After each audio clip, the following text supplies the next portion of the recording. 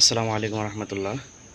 তীব্র গরমে শরীরের যে বাতযুক্ত জায়গা আছে এগুলো ঘেমে গিয়ে চুলকানো হয় বা অনেক সময় চলে যায়।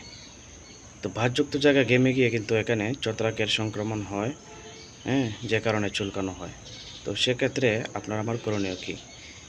যেহেতু বাতযুক্ত জায়গায় ছত্রাক বা ফাঙ্গাসের সংক্রমণ, সেখানে আপনাকে অবশ্যই স্টেরয়েড জাতীয় ক্রিম অ্যাভয়েড করতে হবে। এখানে অ্যান্টিফাঙ্গাল এবং অ্যান্টিহিস্টামিন ক্রিম ব্যবহার করলে ইনশাল্লাহ দ্রুত আরোগ্য হবে। কখনোই অ্যান্টিফাঙ্গাল এর জায়গায় স্টেরয়েড ব্যবহার করবেন না।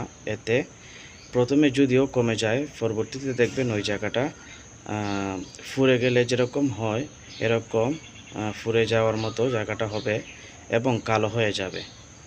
তো এই সমস্যার জন্য কখনো স্টেরয়েড ব্যবহার করবেন না। অনেক সময় দেখা যাচ্ছে ফার্মেসি থেকে নিজের ইচ্ছে মতো বা যারা ফার্মেসি টেকনিশিয়ান নয় বা মেডিকেল রিলেটেড কোনো জ্ঞান নেই, তারা অনেক সময় ভুলে স্টেরয়েড ক্রিম দিয়ে থাকেন। তো এক্ষেত্রে আপনার পরামর্শ হচ্ছে স্টেরয়েড ক্রিম ব্যবহার না করে আপনি অ্যান্টিফাঙ্গাল ও অ্যান্টিহিস্টামিন জাতীয় ক্রিম ব্যবহার করবেন। ইনশাআল্লাহ দ্রুত আরোগ্য লাভ করবেন।